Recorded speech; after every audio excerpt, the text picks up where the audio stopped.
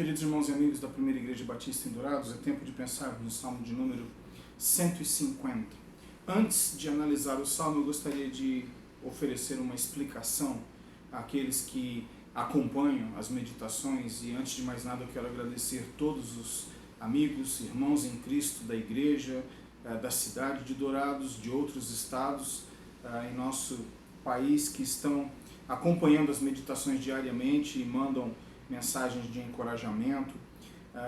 Muito obrigado mesmo pelas críticas, vocês têm contribuído para a edificação espiritual e também do aprimoramento desta ferramenta de serviço cristão que são as meditações diárias. E outra coisa que eu gostaria de comentar a título de introdução é que quando esse tempo de isolamento social teve início, uma das formas de ajudar a igreja a continuar focada em Cristo e contribuir para a edificação da mesma na fé santíssima, eu decidi então oferecer para os membros da igreja inicialmente meditações diárias que pudessem suprir aquela demanda de alimento espiritual que, na ausência dos cultos presenciais, estava sendo sentida.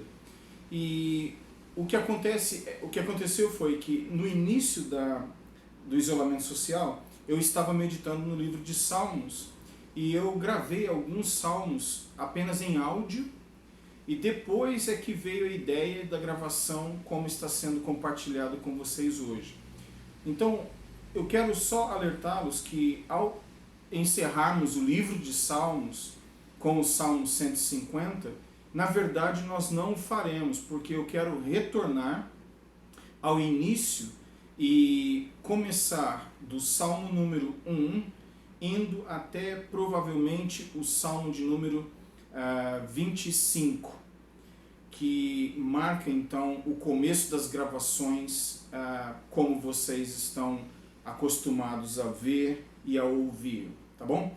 Então hoje o Salmo 150, num certo sentido, é o fim, mas não necessariamente o fim das meditações, eu espero continuem, mas também o fim das meditações no livro de Salmos, porque nós temos ainda provavelmente outros 25 salmos, conforme disse, que precisam ser analisados, a meu ver, no início do livro, porque nós pegamos a coisa de onde eu estava e assim seguimos. Muito bem, eu espero que essas questões esclarecidas possam nos abençoar e nos encorajar ao longo do caminho. E desde já, muito obrigado pela participação de várias formas e de várias maneiras, incluindo considerando as meditações na sua devoção diária. Eu considero isso realmente uma grande honra e um grande privilégio. Vamos ao Salmo 150 então. O Salmo 150 é extremamente conhecido e normalmente citado em tempos de celebração, inícios de culto, em tempos de festa. E a palavra do Senhor diz: aleluia, louvem a Deus no seu santuário, louvem a Deus no firmamento, obra do seu poder, louvem-no pelos seus poderosos feitos, louvem-no segundo a sua imensa grandeza, louvem-no ao som da trombeta, louvem-no com harpas e liras, louvem-no com tamborins e danças, louvem-no com instrumentos de cordas e com flautas, louvem-no com símbolos sonoros, louvem-no com símbolos retumbantes. Todo ser que respira, louve o Senhor. Aleluia.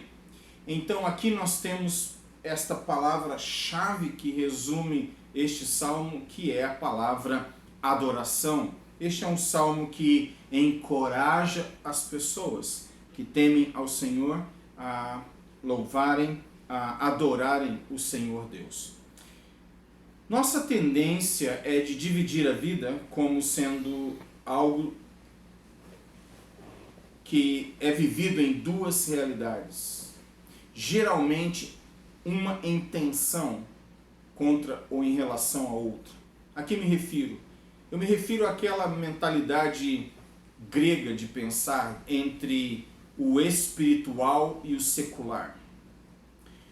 E na mensagem bíblica, nada poderia ser mais diferente. A vida biblicamente vivida, ela é uma vida única.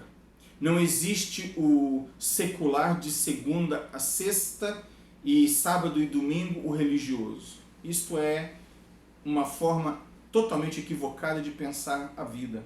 A vida daquele que teme ao Deus, Trino de Israel, nas páginas do Antigo Testamento, nas páginas do Novo Testamento e ao longo da história, é uma vida vivida em sua totalidade. Não existe aquilo que eu chamo de compartamentalização. O departamento hoje é um e amanhã é outro. Não, a vida ela é vivida como uma unidade. Ou seja, aquilo que eu faço influencia diante de Deus em minha devoção, aquilo que eu farei diante dos homens e vice-versa. E assim então, eu quero chamar sua atenção para o fato de que adoração não é um dia, não é um momento, não é uma data especial, quer na semana, quer no seu mês, quer no ano. Data de adoração é sempre. Adoração na Bíblia é um estilo de vida, não é uma questão de agendamento de data em calendário. É algo que eu vivo, é algo que eu transpiro, é algo, usando as palavras de Oswald Chambers, acerca da qual eu não deveria ter consciência. Assim como eu não tenho consciência constante de que estou respirando, eu não me lembro a mim mesmo de que estou respirando todo momento para afirmar que estou vivo, assim a adoração, a santificação não devem ser coisas acerca das quais nós deveríamos demonstrar consciência. Elas precisam ser naturais. Uma pessoa que enfatiza muito a consciência e tenta convencer os outros de que ela é santa, esta pessoa está de uma forma mecânica tentando convencer o exterior e o interior de que aquilo é uma verdade, quando, de fato, isso não precisa ser feito, porque a vida cristã deve ser uma vida vivida na normalidade do Espírito de Cristo. Assim como Cristo viveu na sinagoga, a santidade, ele viveu em seus dias nas planícies, nas montanhas, nos lares, entre pessoas de status social elevado, de pessoas consideradas nada neste mundo. Ele viveu de maneira natural o relacionamento dele com o Pai Celestial. E assim deve ser. Por isso que eu gostaria de pensar acerca do Salmo 150, porque normalmente ele é lido em ocasiões especiais, eu acredito que nada de errado nisso, porém ele não deve ser usado, e o conceito de adoração somente para essas ocasiões. O tempo todo deve ser assim, e eu quero fazer uso então de um recurso que vem do mundo da administração, e aquilo que em inglês é descrito como o 5W2H. O 5W2H é algo que vem, como disse, do mundo administrativo e é usado para descrever ou para preparar um evento. Então você tem um evento diante de si e você então faz estas perguntas. São 7 perguntas que em inglês são resumidas com essa equação, 5W2H. E com essa expressão, melhor dizendo. E os 5 Ws se referem às seguintes perguntas: o que, depois quem, onde, o porquê e o quando. Então, do ponto de vista administrativo, quando você vai fazer alguma coisa, você precisa fazer esses questionamentos. O 2H, vindo do inglês, é como e quanto custará. Então, fazendo estas 7 perguntas acerca de um evento, pode ser férias, pode ser um evento na igreja, pode ser um evento na empresa, o que for. Você então mapeia aquilo que você quer fazer, com quem você vai contar para que isso seja executado, quando isso será feito, onde será executado, como você chegará lá na execução do processo e quanto custará. Enfim, você tem estas 7 perguntas que te ajudam a administrar e a preparar e a executar o evento, a chegar a uma boa execução do evento. Muito bem. Eu quero pensar com vocês então usando essas 5 questões, o 5W2H, essa fórmula, essa expressão, para analisar e meditar sobre adoração. Em primeiro lugar, o Salmo fala sobre o quê? E o quê, a pergunta o quê, deste Salmo é adoração. Aleluias! Louvem a Deus no seu santuário. Aqui está o primeiro ponto que está relacionado ao o quê. Depois, a segunda pergunta, quem? Aleluias! Louvem a Deus no seu santuário, louvem a Deus no firmamento, na obra do seu poder. Quem está aqui respondido? Eu sei que a pessoa central deste salmo, o quem desse salmo é o Senhor Deus. Eu respondo a esta pergunta, quem, desta forma. Depois, onde? O texto que eu já li fala sobre isto. Louvem a Deus no firmamento, obra do seu poder. Verso 2, louvem-no pelos seus atos poderosos, louvem-no na sua, segundo a sua imensa grandeza. O início do verso 1 diz, louvem a Deus no seu santuário, no firmamento do seu poder. Aí está o onde. Depois eu posso mudar para o porquê. E aí você vai para o verso 2, louvem-no pelos seus atos poderosos, louvem-no segundo a sua imensa grandeza. Aqui está a razão, aqui está o porquê desta adoração para Deus. Então, ele está aqui justificando. Louvem-no, pois ele tem feito coisas maravilhosas segundo a grandeza do seu poder. E assim nós temos o porquê, a razão, a motivação desta adoração. Quando isso deve ser feito?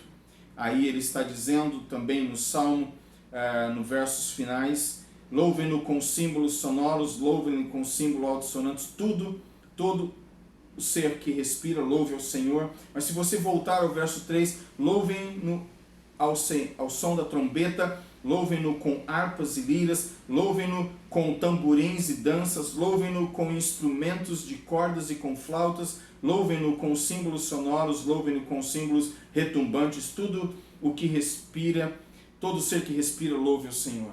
Este quando, a resposta é todo o tempo, é sempre. E assim nós temos esta resposta relacionada ao Salmo 150. Quando eu devo adorar? Sempre. Assim, eu tenho o como também adorá-lo. E aqui no verso 3 ao verso 5, a descrição que eu acabei de ler, a maneira através da qual eu expressarei esta adoração, usando instrumentos de cordas, de sopro, com grande empolgação e assim por diante. E uma última pergunta, quanto isto custará? Bom, isto custará tudo, de todos, todo ser que respire, louve o Senhor, aleluia. Então este salmo, ele usando esta expressão do mundo administrativo, este salmo é uma recomendação, uma instrução de como organizar a sua vida como um evento muito importante, à luz da adoração, respondendo a estas perguntas. E aí a vida tem todo sentido, a vida passa a ter significado, a vida passa a ter propósito e grande empolgação. Em outras palavras, esse salmo fala sobre a administração do louvor na vida de todo aquele que crê. O que deve ser feito? Adorar. Quem deve ser adorado? O Deus Trino de Israel. Onde? No firmamento, onde? No seu santuário, na casa onde você estiver. Trazendo para o Novo Testamento, o templo é o seu próprio corpo, o templo do Espírito. E isto faz com que a nossa geografia não esteja limitada a um ponto no Oriente Médio, mas onde eu estiver caminhando pela fé em Cristo e com fé em Cristo. Por quê? Porque ele tem feito grandes coisas e as suas obras são maravilhosas. Quando? O tempo todo. Louvai ao Senhor. A ênfase do salmo é louve ao Senhor, louve ao Senhor. Como? Através de instrumentos musicais, se eu não sei tocar um instrumento com a minha voz, com o meu fôlego, eu posso louvar ao Senhor. E se eu não tenho condições de expressar ainda desta forma em minha mente, em meu coração, eu posso, como todos os dias pela manhã eu tenho feito, eu começo o meu dia agradecendo ao Senhor pela noite de descanso, pela minha esposa, pelos meus filhos, pela vida, pelo ministério, já começo agradecendo, e isto é atitude de louvor e adoração, é reconhecer Deus em tudo aquilo que eu sou, em tudo aquilo que eu faço, em tudo aquilo que eu tenho, e não obedecendo necessariamente uma fórmula, mas todas as fórmulas possíveis de louvor e adoração. Sim, chegará um momento, especialmente quando esta fase de isolamento social tiver sido superada, seja lá quando for, nós voltaremos aos trâmites que nós conhecemos normais de adoração. Porém, eu acredito que esta fase tem nos relembrado, tem a mim me ensinado em particular, que não existe uma fórmula única, e mais do que nunca nós temos reaprendido a adorar de várias maneiras, usando recursos que até ao início desta pandemia nós não fazíamos tanto uso delas e talvez nem a considerássemos como forma e instrumento de edificação espiritual, mas aqui estamos nós usando uma delas. Pelo menos em meu ministério, até então eu nunca tinha usado essas meditações diárias gravadas, e no entanto tem sido assim desde então, e redescobrindo novas formas. Então o Salmo, ele, embora tenha um como, este como não é engessado, e nós temos assim também a resposta do quanto isto custará. Isso custará tudo aquilo que temos, tudo aquilo que somos, porque tudo vem dele e deve voltar para ele em adoração e gratidão. E o meu desejo é que nós possamos viver uma vida assim, plena, cheia de regozijo, de louvor e adoração. Talvez não cercados de instrumentos, talvez não podendo bater palmas, talvez não podendo gritar aleluias e dizer com outros glórias a Deus, talvez no silêncio, impedido de falar por qualquer razão, mas em minha alma, em meu pensamento ainda assim, louvando, engrandecendo e reconhecendo Deus Trino de Israel como a razão do meu viver, do nosso viver. Eu gostaria de chamar sua atenção então, finalmente, para Mateus capítulo 6, o verso 33. Ele não fala sobre adoração na sinagoga, não fala sobre uso de instrumentos, não fala sobre método, mas fala sobre princípio. E a meu ver, Mateus 6,33 descreve o princípio de uma vida em constante adoração. Mas busquem em primeiro lugar o reino de Deus e a sua justiça, e todas estas coisas lhes serão acrescentadas. E que para este fim o Deus Trino de Israel nos ajude. Oremos. Senhor, nosso Deus e Pai, nós te agradecemos por este dia, te agradecemos pelo fôlego de vida, te agradecemos pelos sofrimentos, pelas dores, pelos traumas, por aquilo que um dia consideramos derrotas e que o Senhor usou para a nossa própria edificação. Nós te agradecemos pelas lágrimas, porque por causa delas experimentamos o divino conforto e a presença do Senhor. Nós te agradecemos pelas vitórias, pelos tempos de conquistas. Ó Deus, nós te engrandecemos e nós te bendizemos. E pedimos que as nossas vidas sejam vividas para o louvor da sua glória. Quer estejamos no santuário, quer estejamos nas ruas, em nossos lares, na companhia de muitos ou em isolamento. Pai Santo, que a nossa adoração seja contínua, seja intensa, seja verdadeira, seja em espírito e em verdade. E para este fim, nós precisamos do sangue de Cristo, nós precisamos do Espírito de Cristo, nós precisamos do poder do Cristo ressurreto para fazer com que nós cheguemos a adorá-lo desta maneira. Ó Deus, nós não dependemos de nenhum mérito e recurso de nós mesmos, mas totalmente dos méritos e do aperfeiçoamento de Cristo. Aperfeiçoe em nós aquilo que está faltando e usa-nos para o louvor da sua glória. É o que eu peço e oro, com o perdão dos meus pecados, no nome santo de Jesus Cristo. Amém.